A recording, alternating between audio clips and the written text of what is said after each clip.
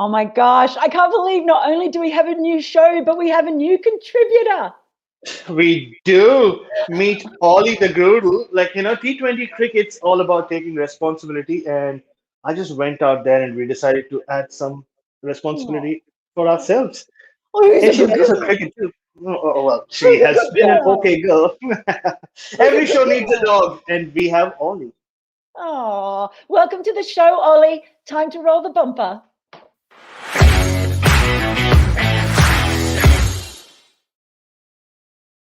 Hello, everyone, and welcome to Over and Out. This is something Barrett and I are doing for the T20 leg. We haven't been able to do it until now, but we are here. Very simple idea. We've picked 6 different topics to form one over of exciting, I guess, analysis of the third T20 international between India and England. Shall we get going, Bharat? Straight into it? I Right. say play. Give us the first delivery of our over. It is Precious Wood. That is, of course, Mark Wood. What a difference he made coming in. Yeah, I mean, to come in, first ball he bowled was 149 kilometres per hour. That first over he bowled was between 145 and just over 150. He bowled a ball that was 155 kilometres an hour. It takes pressure off Jofra Archer, I think, as its sole real pace spearhead in that England side. And, it doesn't matter where you are, I think, playing in the world. If you've got a bowler that's bowling that fast, and also it wasn't just the pace, it was the lines, it was the way he used different deliveries, it almost takes the pitch out of the equation and it just becomes bloody hard for everyone, doesn't it? Well, T20 cricket, they say, Mel, it's all about having X factor players. And the one X factor that has never changed in the history of cricket is genuine pace. And Mark Wood has shown us that over and over again. Whenever he gets an opportunity, England are spoilt with riches, so he doesn't get too many chances to play. But when he does, like he showed yesterday or last night, was it for us? He can really clock speeds about 150. And when you have that kind of pace, it just opens more options as we'll discuss later on in the show. And he's just a gift that keeps giving, right? He enjoys playing the sport and being a cricketer and being alive more than any cricketer I know. Yeah, I almost say it's not so much about him not getting opportunities. Half the time, it's just about he is precious. Like Yeah. the way he bowls, we know he's gone through a lot of injury problems. He's changed his run up, he's lengthened it, he's done all these things to try and maintain his body, and that's why I call him so precious wood for England, because it's almost like you want to wrap him up in cotton wool and just transfer him to different grounds around the world, because he's not in Test cricket. He's not going to have the longevity or be able to last through, a 4 or 5 Test series. T20 cricket, being able to come up. I mean, first ball delivering it like that. The first sort of 3 or 4 balls he delivered. Any side would love to have that that option to open the bowling. So for him coming back in there, that is a great one for England. Now let's get into our second delivery of the show. There it is. India's power play identity crisis. You're very, very concerned about their identity, Bharat. Why? Because I am getting a bad feeling that, hey, oops, England. Well, that's what is happening with India in the power play. Too many drops. But, and in that sense, dot balls when you're batting. But I think they are scarily playing T20 cricket the way England played one day cricket in 2015. Okay, it's a slightly scary comparison. Yes, I agree. It's not that bad. India are a very good T20 team and they should go quite far in the T20 World Cup. But the thing is the mix of players they have. I mean, you have 4 IPL captains, like Rohit Sharma, KL Rahul, Virat Kohli, and who's the fourth one? Mel, help me out here. It's Shreyas Iyer. Shreyas All Iyer. of whom, all of whom play the anchor role for their respective teams. That's the way they approach T20 cricket. And as a Don't result, go too far into this. I'm going to make sure you don't go too far into this, because we may have yes, to of do our anchors course. later. I know, of course, yeah. The dogs really got me all confused. Yeah, I'm jumping ahead. I'm always already looking forward to everything. But yeah, I think the problem is going back to 2015. How was one day cricket played back then? One day cricket, T20 cricket, keep your wickets, and then we'll take care of it in the late overs. But West Indies and England the two best T20 teams in the world, according to me, have shown that you can't do that anymore. If you do that, you will end up with a score in the region of 160, 170, which in those kind of conditions is not going to be good enough. Well, yeah, you look at the two that out of the three games so far that India have lost, the power play has been an issue.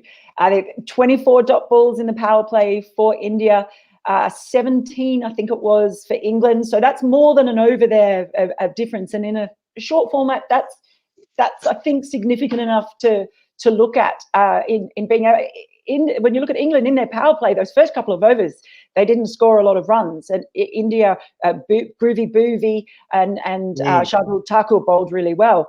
They waited until they had that over from Chahal, and that's when it started. So it wasn't as though they came out blazing from the top in the power play, but they found a way in the power play to make up for that, and still having 7 fewer dot balls than India. So maybe something to look at. We'll see what happens in the next match. That is a couple of deliveries out of the way. Our third delivery for our over, bang it in. You love a bit of short bowling, don't you, Bart? Nothing As a like fast short bowler, bowling. sorry. Yeah, with the awkward action, of course, I am a hit the pitch kind of bang it in kind of bowler. That's all I can do with that action. But yeah, see, we saw the advantages of doing that. We spoke about Mark Wood and pace, similarly with Jofra Archer. And what the short ball does is gets batsmen to play shots which they're not always going to be in control of. And I think it's been a changing scene. T20 cricket, bowling in T20 cricket, it's always evolving. You're always adapting to what the batsmen are going to do. And if you have pace, and especially in pitches like the subcontinent, where you can't always trust the bounce is pretty decent and consistent for this game that we saw last night. You're getting them to play short shots which wouldn't count as percentage shots, and you can end up missing the ball, or you can end up edging it. We saw Ishan Kishan, Hardik Pandya. I thought they sorted them out beautifully with the length that they bowled. But you can do that only if you have pace, and then you also have guys like Wood and Archer who roll their fingers, and you can bowl slow ball bounces. So you're making batsmen play shots which they're not always going to be always going to be comfortable playing, even if they are good at it. And you're just enhancing your chances of taking a wicket. So I think it's going to be a strategy that a lot of teams are going to use, not just against India, but just generally on subcontinent pitches in T20 cricket. Yeah, a lot of people saying a bit of a two-paced pitch there today as well, but it was, I think, a great pitch for the most part. You saw the ball really coming onto the bat. But I think the key there that you said that I was thinking about was that slower ball bouncer as well, and just their ability to use it at certain times. Even Chris Jordan, he takes a lot of wickets with slower balls as well. England just got it right with a lot of their bowling, I think, in the choice of balls that they used and the way they used that short ball. Shreyas Iyer looks uncomfortable against it. Hardik Pandya, we were discussing, you don't bowl full to him because he's just so good in that. So I think their use of the slower ball and when to bang it in and when to bowl that slower ball bouncer, it was just spot on tonight for England. Well done. Now, our fourth delivery for the day, anchor overload. Here we go. I promised you would be able to get back to it. You have a thing. Look, an anchor can steady a ship, but it can also prevent it from moving forward. How's that for an analogy? That's beautifully done. Well, it's existential in its nature. But yeah, I mean, Virat Kohli played an outstanding innings. We can't take it away from him. But the problem is when you have, like going back to what I said, four guys who kind of play a similar role, is those are the kind of innings they all can play. You're not expecting them to come in. It might happen occasionally, but them to come and smash 60 in 20 balls, which is what you see the likes of Nicholas Pooran or Andre Russell or Kyron Pollard or Josh Buttler used to do it in the past, but even down the order, even Owen Morgan can come and do that. So as good an innings as Virat Kohli's was, he needed someone to come and play that explosive innings. In India, I don't know whether they have enough. And you have, like I said, 4 out of 6 who play that kind of role. And see, and most of the T20 cricket that these guys play is during the IPL. And that's the role that they're used to. And Shreyas Iyer either bats in the top order or number 3. So even though he's got a decent run with India and T20 cricket, it's not his natural game. So you're really banking on Hardik Pandya to come off every time. So, and going back to the 2015 England analogy, yes, they are your best white ball batsmen in the country, but do they constitute your best T20 team? I'm not so sure yet, and the India need to be aware of that and just maybe take a cue from how England or West Indies are going about it. Yeah, I mean, so a couple of things they'll be interested to see more. Obviously, Rishabh Pant being run out, they will see as a real, you know, a freebie in a sense that they gave Yeah. England, and because Rishabh Pant could be that player who does play around Virat Kohli in a much more aggressive way. I'm going to be interested to see what they do with Ishan Kishan. Obviously, they moved him down to accommodate Rohit Sharma coming in, and then they lost that left-hand right-hand combination earlier. It meant that they could bring in to Adil Rashid bowling in that first over with the Googlies. So that all of that kind of happened. Obviously, he got out before too long. We saw what he could do in the second match, and I would be interested to see, because I think Ishan Kishan is a different kind of player to those other captains that you talk about. So Yeah. if he can continue the way he started in that first game, we've got to see a lot more of him at international level, but he could end up becoming maybe a little bit transformative around that India batting side. So let's see. 2 deliveries to go. Our 5th delivery of the over, finishing from the top, Mr. Jos Buttler. What is it? 13 out of 16 games in England have won since moving into the top of the order. It's an embarrassment of riches when you've got a player like that who can play that finishing role, but then do what he does from the top of the order, and the way he does that. One of the things that was really interesting for me, like I said, he bid his time in a way until Chahal came into the attack and just first ball. I mean, the poor bloke, he was smiling before he called that first delivery. Butler's like, yeah, down, pitch of the ball, take out, spin, off you go, son. But after really capitalising on those overs when he was able to pull back. In a way, it was almost the opposite of Virat Kohli's innings, where Virat Kohli, kind of went up through the gears and so smoothly. Buttler basically sort of started in first gear, went straight to 5th gear, but then went into cruise control and was able to sort of milk it a bit, because he does have those other players around him as well, I think. So the way that he was able to just shift and pull back because of the start they got in the power play was really important. I know, like, what do you do? He is someone obviously you can bring in later on the innings to finish, but he said that Owen Morgan wants him there at the top of the order. So I think it's a moot question, because he's going to stay at the top of the order. And I think that's a hell of a thing for England to have. Yeah, I mean, I think he is a special talent. I mean, there aren't too many Jos Butlers going around in world cricket, but it was a Rajasthan Royals creation. So another thing that England owe to the IPL, they are the ones who got him to open the innings, and look where his career has gone since in T20 cricket, and look where England's fortunes have gone in that format in the last 18, 20, 24 months, however long it has been.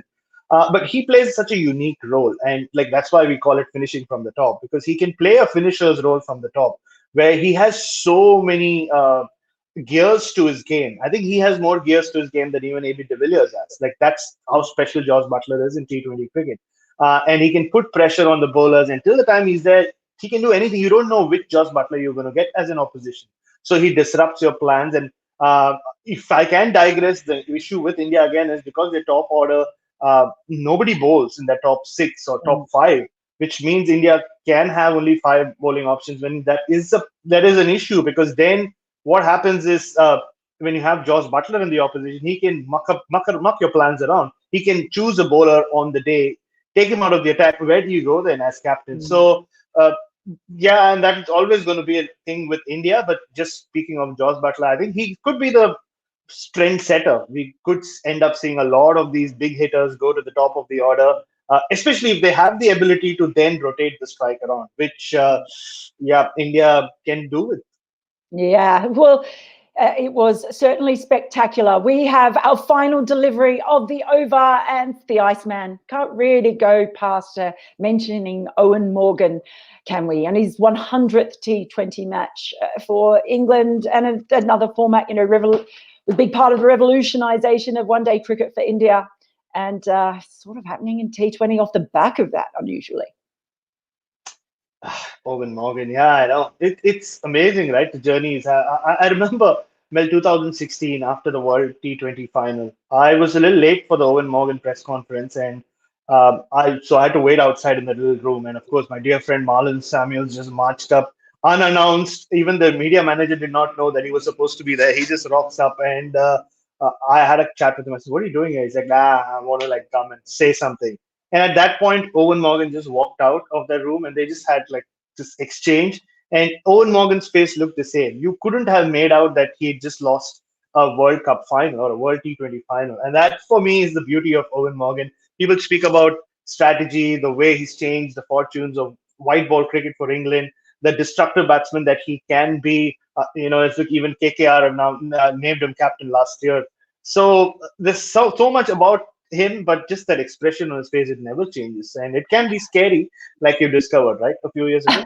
Oh yeah, I used to be terrified. Anyone who's read my long read about Owen Morgan for ESPN Cricinfo before the last World Cup, and he was mortified when I told him this. But I used to be quite intimidated by him because he's just that icy gaze, and I thought he was quite a cool fish. But then when I met him, I discovered actually he's a really nice guy. He's very warm and friendly and really easy to talk to. So he's just got such a great poker face. You would never, ever want to play poker against Owen Morgan. I did see him at one point wipe his brow during this match, and that was almost about as much as you see anything get to him. But what it does do, I think he's a particularly great captain for instilling confidence in his players, giving the batters license. But also, spoken to a number of the bowlers about this. The bowlers love him. Adil Rashid, Chris Wokes, all of these guys love him because he keeps them calm. When things are going wrong, he's just such a calm rock for them. I think that's one of his real great strengths as a captain. So 100 T20 matches, and England have a terrific T20 side that's so entertaining. So congratulations to him. Well, that's over. Goodness knows what's going to happen in the next T20. It could all change, and India will come out and belt in England back into the stands. Who knows? We don't know, but what we do know is we will be back. But for now, it's over and out.